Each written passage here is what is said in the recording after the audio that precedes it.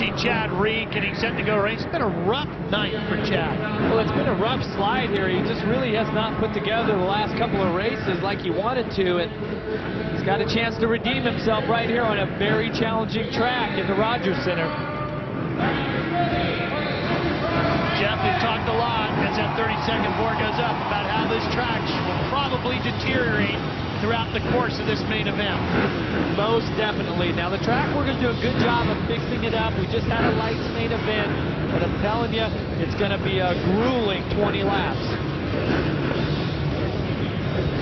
Focused on that first turn. There's the look over the shoulder at Travis Preston down the line. There you see Josh Hill. Here we go.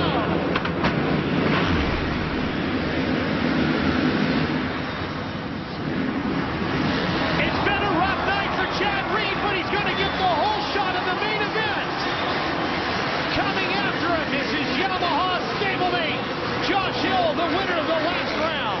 And the Honda riders, Davey Millsaps and Andrew Short, setting third and fourth. Chad Reed knows how to win these Supercross races. He knows exactly how to fix a night that's not going right. Go grab the whole shot in the main event and check out. Millsaps sits right there in third as the two Hondas of Millsaps and Short chase the two Yamahas of Reed and Hill. Preston is off in between the lanes here. And there's a look at Millsaps. Millsaps to 118. He won his heat race tonight. He is technically dialed in. If he wants to win this race, he's going to have to work himself past the two Yamaha mounted riders in front of him. Grabbing a handful of throttle as Millsaps powering through on that big 118. Kevin Windham sits behind him in fifth on the number 14. So three Honda riders running third, fourth, and fifth. These riders have really exploded out of the gate here in the opening part of this main event up in Toronto. And I actually think, Ralph, that the track there's more moisture coming up out of the soil, and it's getting wetter. The ruts are getting softer, more treacherous as it goes on. Look at the whoop section. Hill, that's going to put him in about 5th or 6th place right now. Let's take a look at it. He'll come through here, made a mistake in the corner before, just washes the front wheel out. And so everybody slides by, including Millsaps, as we take one more look at it. And here's the battle now for Hill. Oh, and down he goes again. He was fighting with Adams on the 44 bike, and Troy putting the pressure on him, and down went Hill again, and Silliman comes by on the inside, and Carpenter on the outside. So disappointed. Hill really came out of the gate strong with a lot of intensity, maybe a little too much on a night like tonight when the track was so tough. And look at the pack that Hill is stuck in here. He lost 4 spots in just a couple of seconds, and now he's trying to gain one of them back as he searches to get that composure back. And this is Hill on the right side of your screen, the 40, and he gets back past David Billman. He cross-runs, and Billman gets back on the inside. So difficult to find your rhythm on a track like this. Chad Reed, meanwhile, out front by 6 seconds over Kevin Windham, who has moved his way past Davey Millsaps, who had problems on the 118. So the top 2 riders in the points running 1 and 2 right now. Where's Windham? You see, here he comes. You see Reed go through that rhythm section, and now Windham charges through. About 6.5 seconds separate Kevin Windham. But if you remember, in his heat race, Kevin Windham was spectacular. He put on an awesome ride. And I think that now Millsaps and Short in front of Millsaps. That's third and fourth. Andrew Short, one of those riders we talked about, Jeff, who hasn't won yet this year, but looks very strong. He's very strong, and a night like tonight where so much can happen and so many mistakes can happen, as these riders are really laying it on the line, this could be a great opportunity. Short right now really seems to be motivated. He is moving forward. Moved past his teammate David Millsaps. Short has been on the podium numerous times this year, including in Atlanta and Indianapolis, but not that top step. He's only made it to third.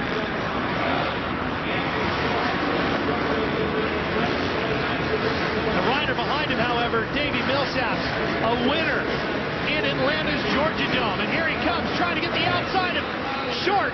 Comes up alongside and powers past in the rhythm section. Millsaps takes that line. He just completed the section very cleanly. He chose an outside line where the corner was clean. There wasn't any ruts. Short got on the inside where the rut was really deep, and he just didn't complete that section without any mistakes. Millsaps actually won here in Toronto in a lights class event. The light series, pretty much a development division to the Supercross class. Aaron. Well, guys, I can tell you this, that the Honda riders this week, on their weekend off, what they did, they went out and did a bunch of the outdoor testing, trying to get themselves ready for when the Supercross season is finished. On a track such as this one, where it's so difficult and so technical and so many deep ruts, it may work to their advantage this season. The Supercross Series contests all of their events in either football or baseball stadiums. When that season wraps up first weekend in May in Las Vegas, they will then move to what's known as the outdoors, where they race over natural terrain racetracks. Quite a bit different style of racing. As we take a look at the rider there in the blue gear on the green bike, that's Tim Ferry. He was our fastest qualifier today. He is battling with Josh Hill, the number 40, who's worked his way from the lead back to 10th. Ferry suffering a bad start and working his way up to 11th right now. Now you're watching from Charles Summey's onboard camera, looking back from 9th to this battle over 10th. Summey on that Joe Gibbs Racing Yamaha. There you see him in the dark blue riding gear. And look how difficult the track is. Just terrible ruts through that rhythm section, and Hill gets past Summey. Oh, and he comes off the pegs, but he saves it, does Josh Hill. And Ferry comes past Summey as well. Now, it's okay to get your feet off the pegs, Ralph. What you don't want to lose is your right hand on the throttle. You can keep that thing pinned, and your feet are hanging off, it doesn't matter. Just keep that throttle pinned.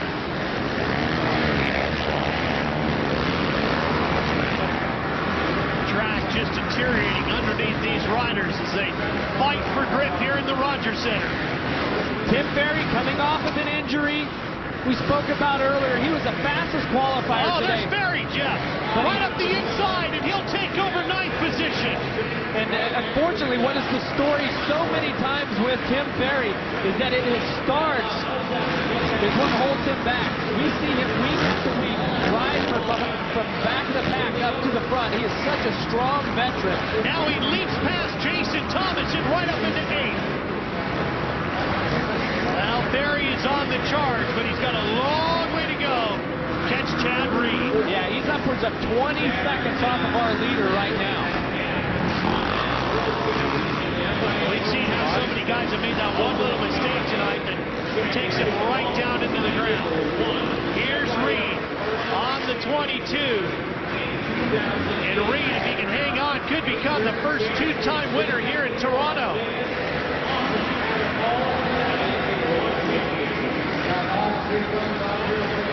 Reed working his way through. Past the mechanics area. Get a quick note on those signboards and head towards the finish line jump. As we see Chad Reed come past the finish line, this last lap was a 1:01, still a pretty good lap considering. Take a look at the names scrolling across the top. You're going to see that Kevin Windham has actually fallen back to 3rd, and Davey Millsaps is up to 2nd place now. Windham went down, lost a good 9 or 10 seconds because of that. And Windham was actually picking up some time on Chad Reed, but as we talked about, the limiting the mistakes tonight can be so important in winning. Chad Reed has done the first thing that he had to do was grab the whole shot. Now he's riding a good, solid, clean race. Really putting together a fantastic ride, and what a tough night. It was a tough practice session for Chad Reed. He went down in the heat race. So far, 9 of 20 down in this main event. He's kept the bike on 2 wheels. He's looking very strong. Ricky Carmichael won the first ever race here in 2004. James Stewart won in 2005. Chad Reed in 2006. Halfway through this race, it looks like on 2008, it could be Chad Reed to get his name on that win list one more time.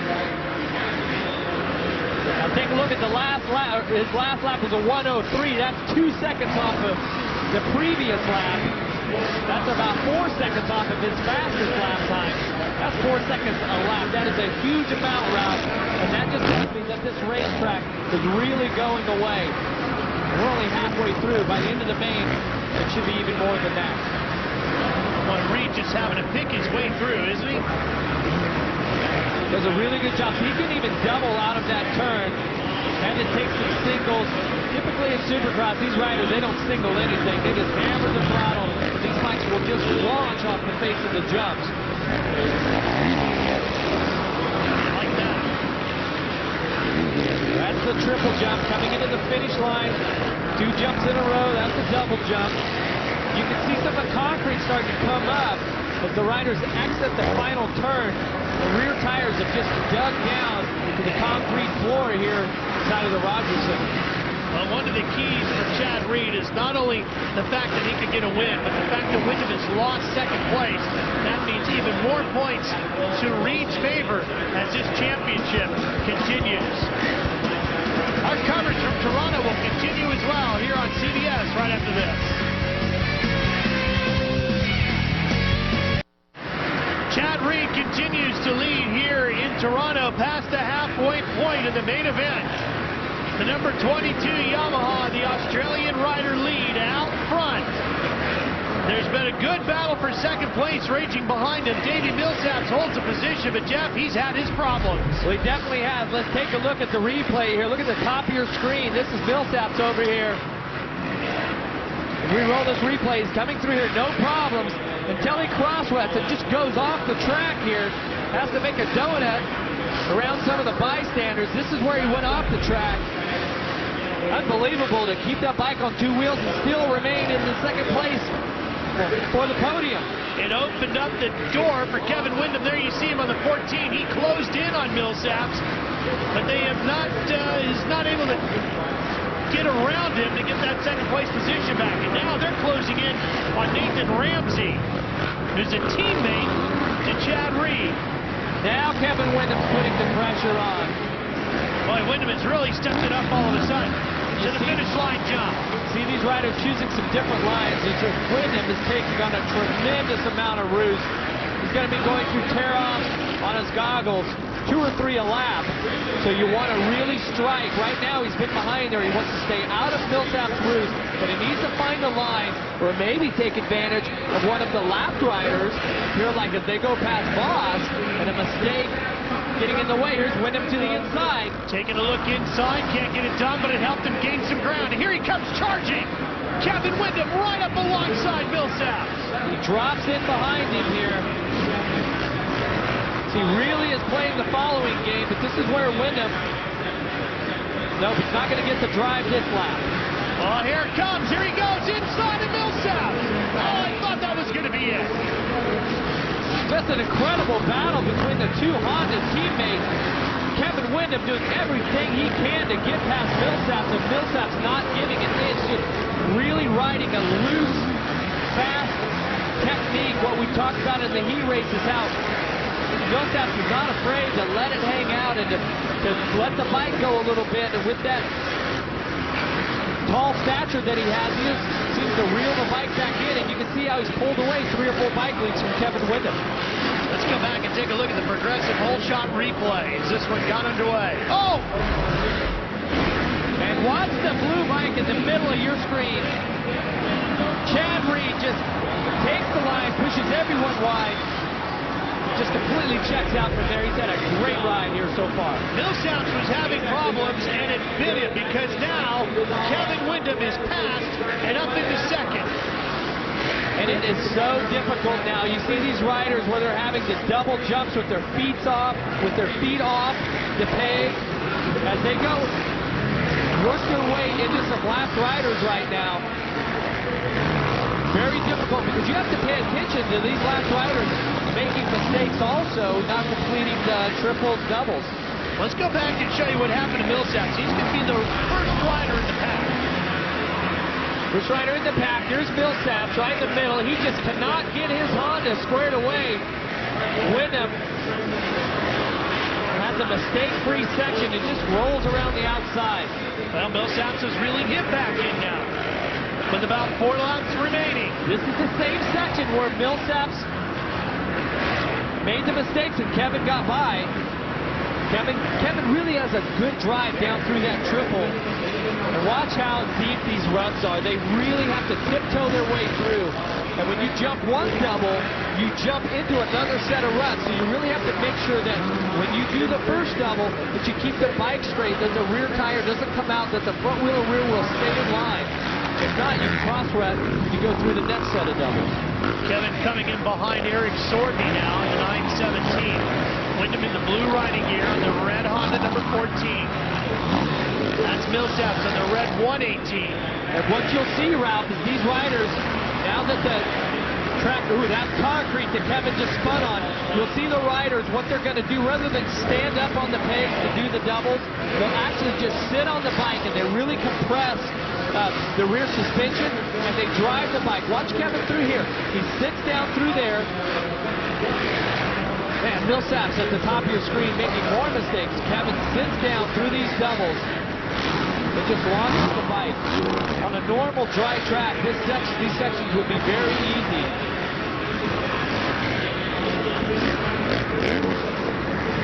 Well, that's a veteran experience of Kevin Wyndham coming through. Wyndham second in the points, having a great season. Two-time winner on the Tour this year, winning in Reliance Stadium in Houston, and then in the swamp of Daytona International Speedway. The jersey that he wore that night just caked in mud, and he actually just took it off and hung it up, and it dried that way, and he's going to mount it over his trophy case that way. Now watch this replay here. Watch Wyndham how he goes through.